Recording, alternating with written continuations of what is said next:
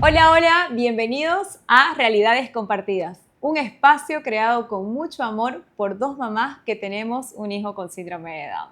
Yo soy Verónica Kalasic, mamá de Franco, de 11 años. Y yo soy Gabriela Belaúnde, mamá de Valentina, de 6 años. Realidades Compartidas es un espacio donde vas a poder obtener información sobre el síndrome de Down. Este espacio nace a través de nuestra experiencia de maternidad y de darnos cuenta cómo en nuestra comunidad hace falta información, hace falta compartir diferentes expectativas y lo que nosotros buscamos es que, bueno, fortalecer esa comunidad, unirnos, compartir y demostrarte que no estás solo ni sola, que somos muchas personas que pasamos por esta historia, muchas personas que compartimos esa realidad. Así es, Gaby, y este espacio no sería posible sin el apoyo de empresas que apuestan por esta propuesta, como es Sofía y el Centro CIOF. Agradecemos el apoyo de poder permitir poder llegar a muchas familias y compartir nuestras experiencias, compartir información valiosa para nuestra comunidad. El día de hoy vamos a entrevistar ahora a Gaby, quienes no la conocen, para conocer un poco más de su trayectoria de mamá y cómo ha sido su experiencia en estos ya 6 años de vida de Valentina.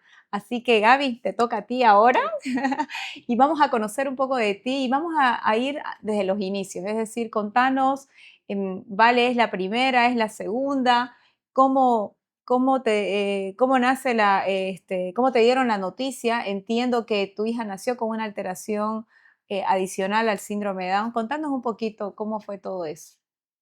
Bueno, como decís, ¿no? Qué lindo y al mismo tiempo, ¿no? Cómo volver a mirar hacia el pasado mueve muchas cosas dentro de uno y al mismo tiempo uno se da cuenta dónde estás ahora y parece mentira todo lo que pasamos a lo largo de estos 6 años, ¿no? Yo soy mamá de 2 niños, el primero tiene 8 años y Valentina es mi segunda hija de, bueno, ya tiene 6 años. Ellos se llevan así casi justo por 2 añitos.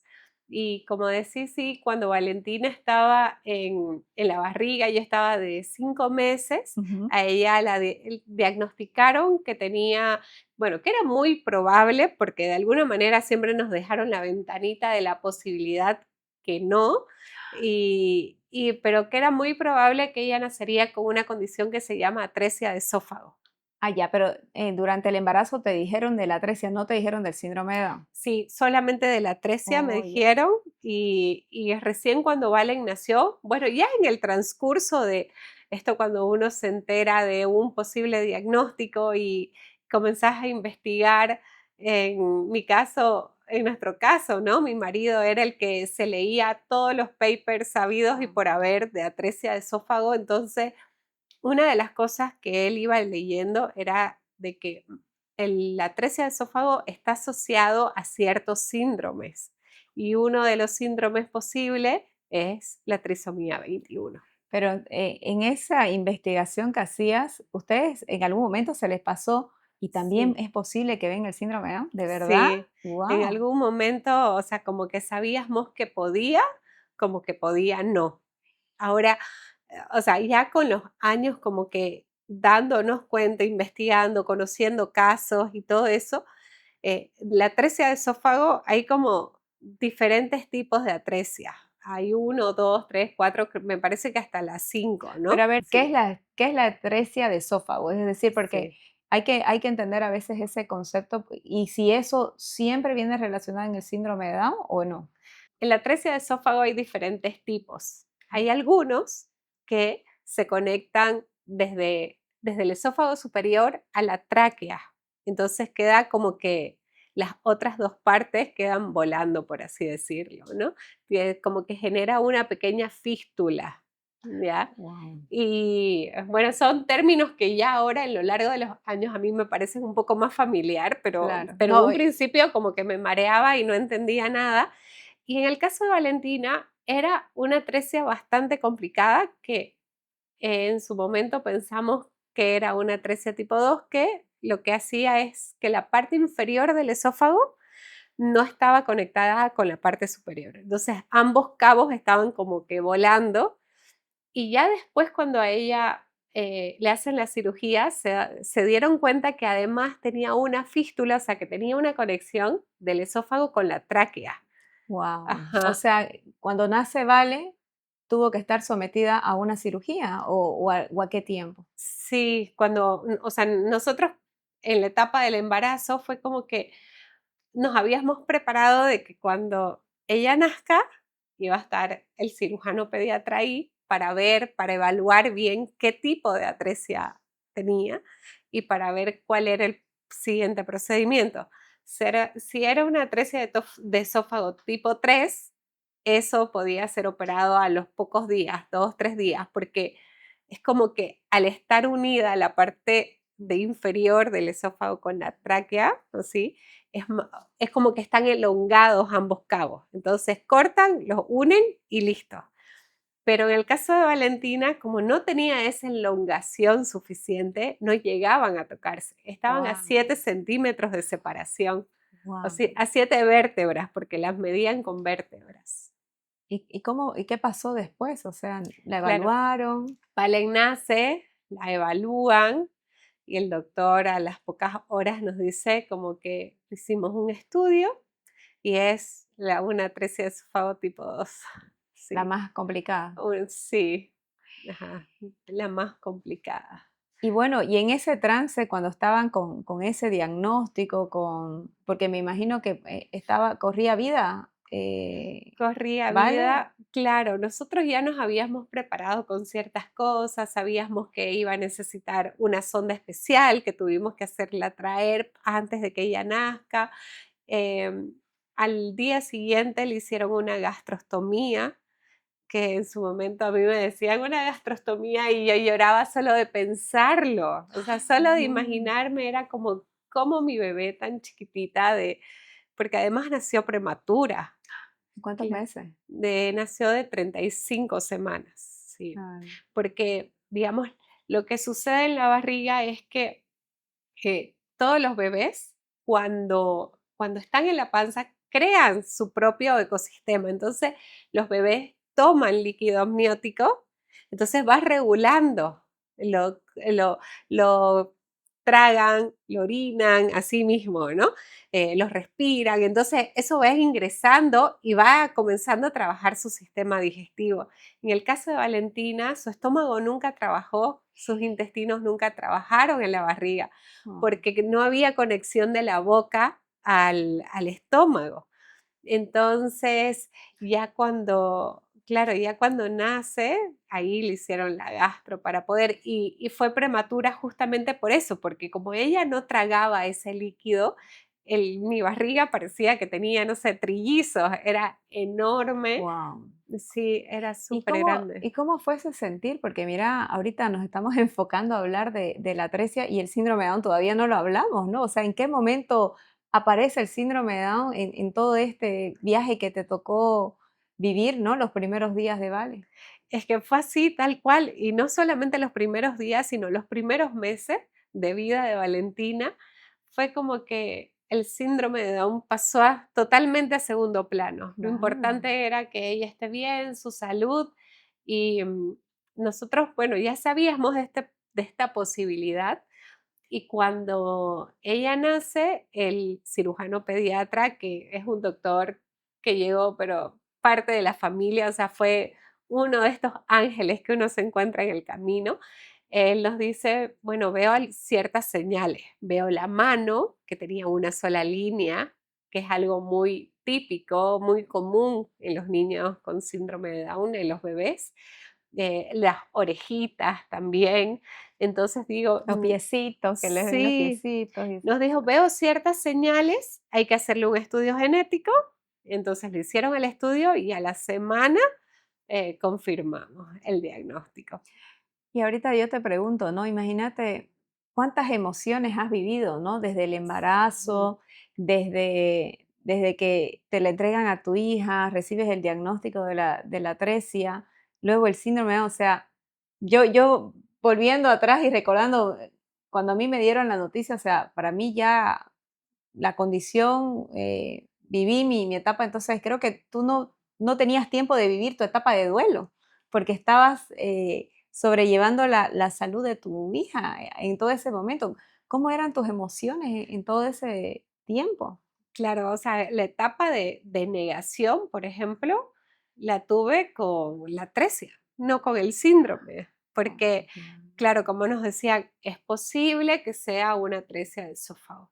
Y entonces un doctor te decía, a veces es como que hay algo obstruido y que en el pasar de los meses se destapa y no tiene nada. O a veces nace y simplemente está. Entonces, era como que recuerdo que el día previo, porque encima unas semanas antes de que nazca, a mí me internan porque me tienen que hacer una punción para sacarme líquido. Entonces, como era un procedimiento de cierta forma riesgoso, Claro. porque venía con una bebé que tenía ya un diagnóstico, entonces, va a conocerme el pediatra, porque el riesgo era de que cuando me hacían la punción podían hacer. Entonces, le digo al pediatra, bueno, pero puede ser que no tenga. Me decía, no, Gabriela, tiene atresia de esófago, pero Wow. puede ser que no. Es que no puede ser.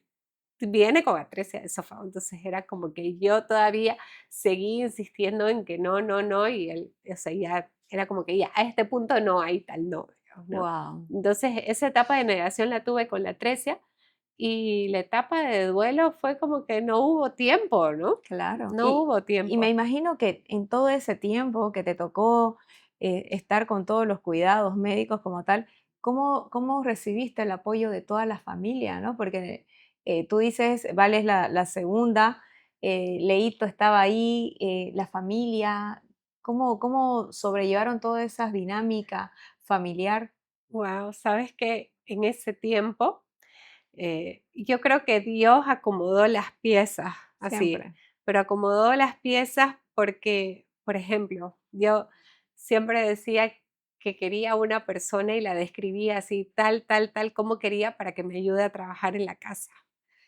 Y esa persona llegó 2 semanas antes de que nazca Valentina, así. 2 semanas y fue una madre para Leito, para mi hijo mayor, en ese tiempo que yo estuve súper ausente, ¿no? Claro. Entonces fue como que, después hablando con ella dice, señora, yo solamente había venido a trabajar por 2 meses por la vacación del colegio de su hijo, era Ujú. de Sucre, la chica. Y me dice, me terminé quedando por esto. Y ella no tenía horarios, no nada, o sea, estaba ahí en la casa 24 horas, pero ella, o sea, realmente fue un Wow. ángel, ¿no?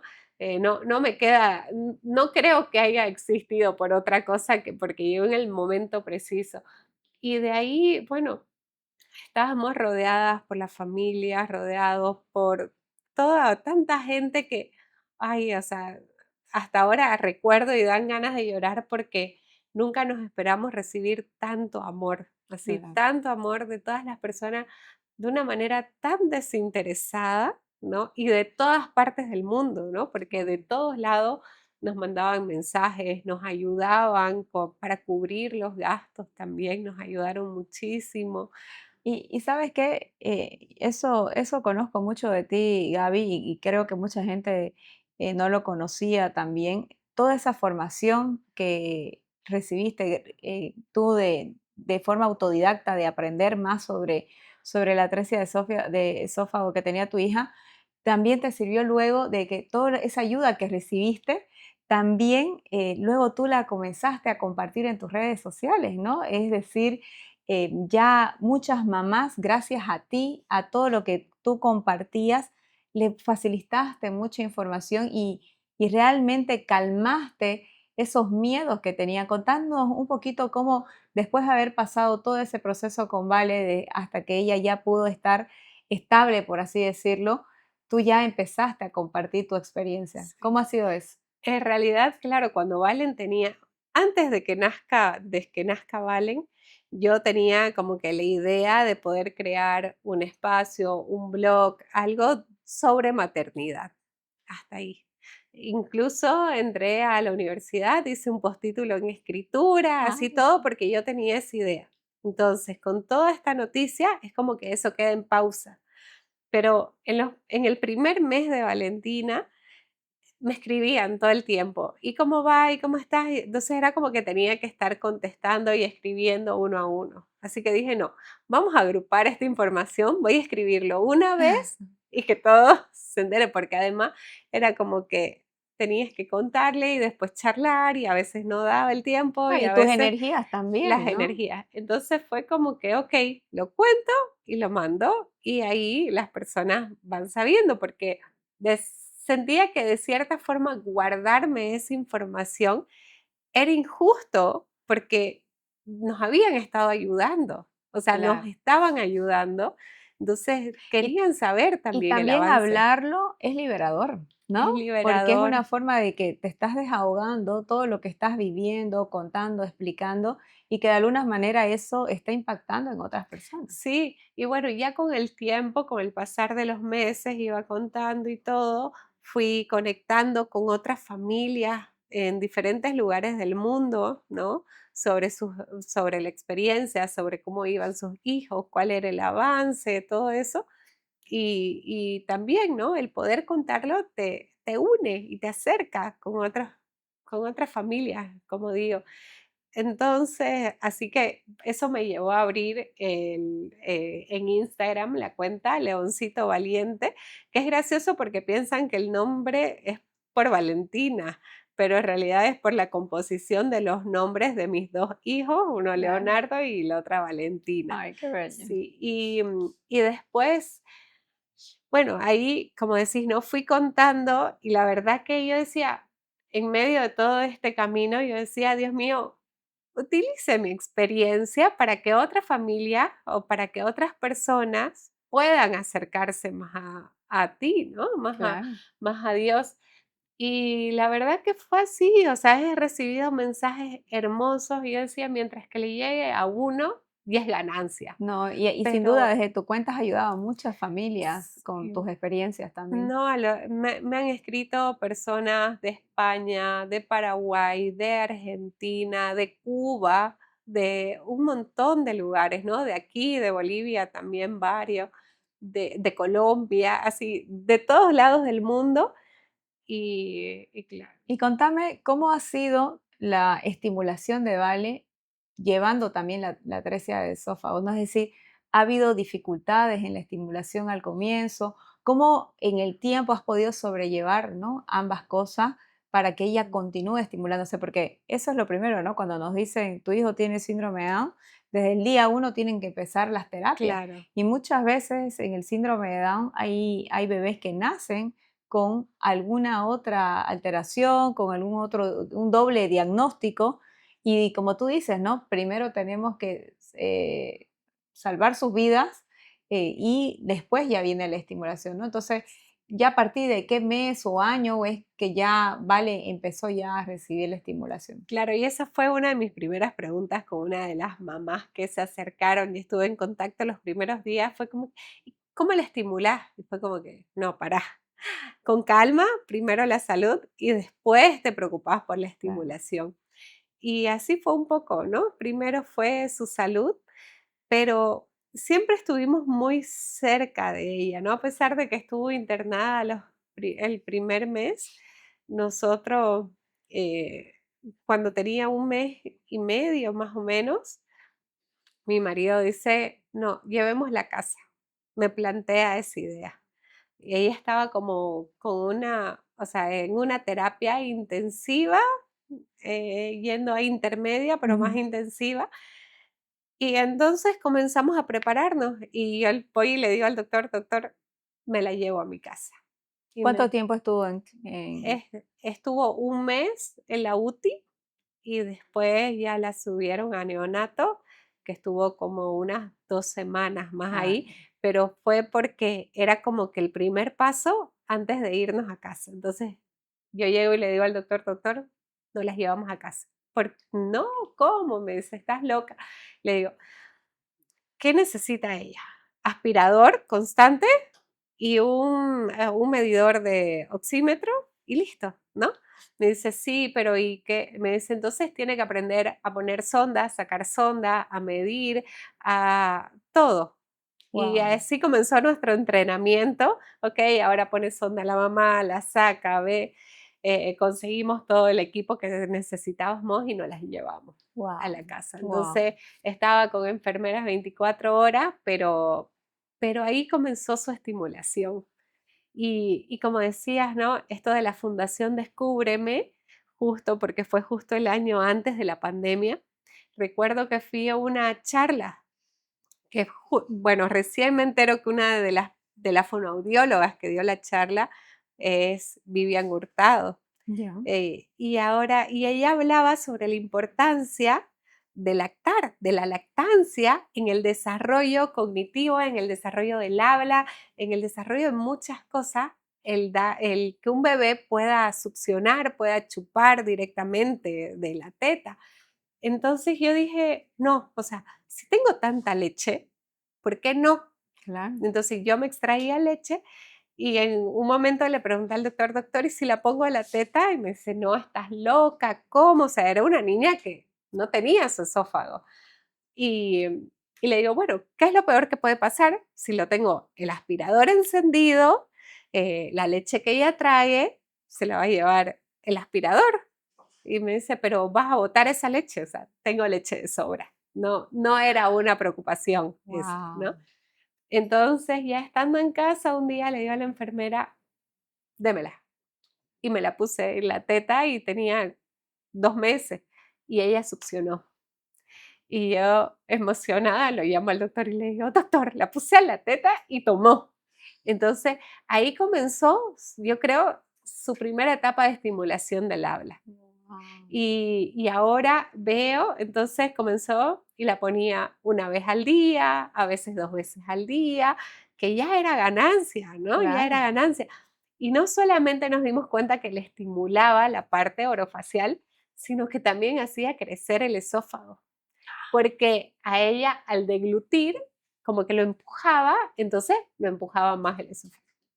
Aquí estás Sí. contando una lección tan valiosa, Gaby, que me gustaría resaltar, que es ese instinto materno que muchas veces un profesional no lo tiene porque no lo percibe y no lo siente. Mm. Entonces nuestro sentir de madre muchas veces nos va a dar señales y muchas veces esas señales que nos brinden tenemos que tomarlas. Y por último, como tú dices, si no funciona, no funcionó, pero al menos lo intenté, lo hice. Claro. Muchas veces nos cegamos en lo que me dice el especialista, lo voy a hacer, pero hay veces también que nuestro instinto también tiene un norte, tiene un motivo, una razón y debemos también hacer caso, ¿no? Sí, así es. Y como decís, no, igual porque no quiero dar un mensaje tal vez erróneo de que una mamá, o sea, sé lo difícil que es dar de lactar, es Claro. súper difícil, ¿no? Lo veo con cada persona es diferente, pero yo era lo único que podía controlar en ese momento. Entonces, recuerdo incluso en la UTI yo iba y me sacaba leche y la mamá me miraba como diciendo, y se querían poner a llorar porque no les salía así cuando a mí me salía así, ¿no? Entonces yo les decía, no, lo tuyo es lo normal, lo mío no, así que tranquila, ¿no? Más o menos. Claro. Y yo sentía que era lo que yo podía controlar. Entonces, cuando ya Valen le hacen la cirugía, unen su esófago y todo, ya iba saliendo de todo el postoperatorio, entra una fonoaudióloga porque le iban a dar leche por primera vez. Y me dice, ¿dónde está la mamadera? Para darle, para enseñarle a tomar. Le digo, pero si le va a enseñar, ¿por qué le va a enseñar a tomar una mamadera? ¿Por qué no la teta? Y claro, y me dice ella, es verdad, ¿por qué no? Entonces comenzó a darle la teta, comenzamos a hacer la sesión, ella comenzó a tomar cada vez más y más y más, y no fue un proceso fácil, no Claro. fue nada fácil, nos tocó todas las crisis habidas y por haber, mordidas, Claro. crisis, huelga de lactancia, como dicen que de pronto no quería tomar más y no quería, y me tocaba como que más o menos convencerla que siga tomando, ¿no? Claro. Cualquier mamá diría, se destetó, hasta aquí Hasta ahí llegó, lo ves. pero yo sabía todo lo que venía detrás de esa De lactancia. esa Entonces, estimulación, claro. claro, y vuelvo a repetir, era lo que yo podía controlar, era lo que para mí era más llevadero. O sea, yo prefería insistir en la teta que comenzar a hacer las sesiones de fonoaudiología, por ejemplo, ¿no? Entonces, fue una, fue elegir mi batalla y yo elegí la batalla de la teta. Bueno, Gaby, realmente hemos podido conocer mucho acerca de todo lo que te ha tocado, ¿no?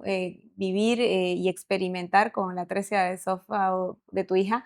Pero ahora cuéntame, ¿cómo es ahora tu día a día con ella? Ya, vale, creo que has superado eso, tienes 6 años. ¿Qué has visto en ella ahora, después de todo ese caminar que has tenido? Es increíble, pero, o sea, como te decía, ¿no? Realmente uno volviendo a mirar atrás, ¿no?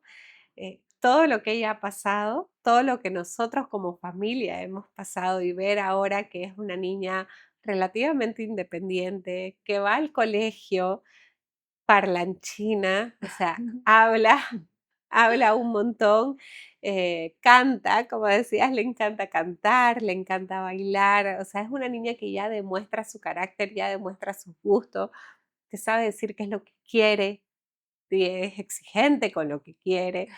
Y así que nosotros, o sea, realmente felices con toda esta evolución. ¿Y qué les podés decir a las mamás? Porque siento que cuando nos dan la noticia que tenemos un hijo con síndrome de Down y lo tenemos ahí en nuestros brazos, a ese bebé, tenemos muchos miedos, tenemos muchas dudas, muchas preguntas. ¿Qué les podés decir a esas mamás para poder calmar esos miedos, esas dudas, ese saber si lo están haciendo bien o mal? Saber que todas tenemos miedo, todas comenzamos, creo que la gran mayoría partimos desde el miedo, pero no nos quedemos ahí. Comencemos del miedo a obtener información, de la información ver qué es lo que nos hace bien, de ahí actuar, como vos decías en el anterior capítulo, vamos a la acción. Cuando vamos a la acción, comenzamos a ver los resultados de nuestros hijos, en nosotras también, como en nuestra parte de maternidad.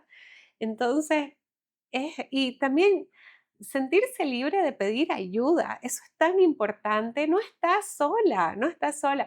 Somos muchas mamás que pasamos por algo así, entonces pidan ayuda, lo que necesiten, pueden escribirnos a nosotras también y Ex- bueno, Exactamente, lo que tú dices es cierto. Necesitamos también nuestro espacio de sentirnos escuchadas, de poder compartir, ¿no? Esos miedos que tenemos y de eso se trata realidades compartidas, de que cuando alguna mamá se sienta con ese temor, ese miedo de no saber si está haciendo bien, puede acudir a nosotras con nuestra experiencia, con nuestro caminar, que vamos quizás más que otras mamás que recién están con sus hijitos pequeñitos, podemos inspirarlas, podemos aconsejarlas, darles esos ánimos que necesitan, porque la batalla no es fácil, ¿no?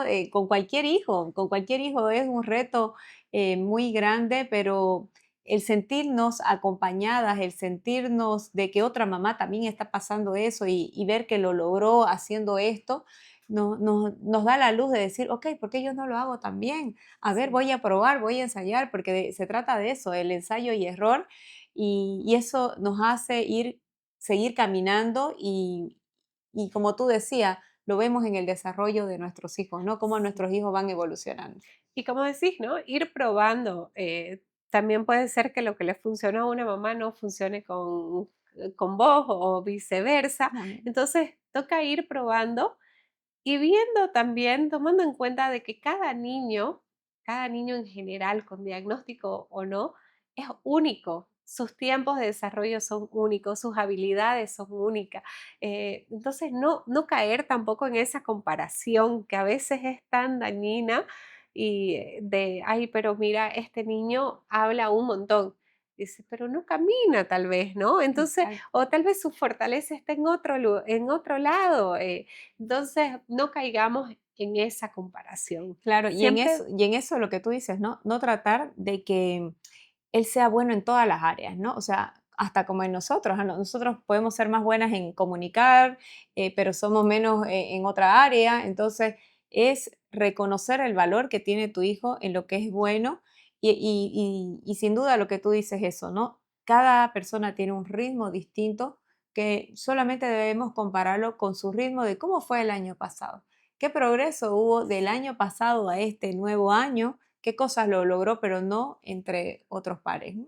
Así es, ¿no? Siempre buscando sacar la mejor versión de nuestros hijos y de nosotras también como mamás. Así es. Bueno, Gaby, qué lindo ha sido poder escuchar tu historia, que nos hayas compartido esa dualidad del pronóstico que tenía Vale, de la atresia, y que hayamos conocido más, ¿no? De esto, porque es algo que sucede en muchos otros niños y que hoy día hemos podido conocer y entender un poco más de qué trata todo eso. Así que estamos felices de que nos sigan, los invitamos a que puedan suscribirse y que puedan seguirnos en las redes sociales como Realidades Compartidas.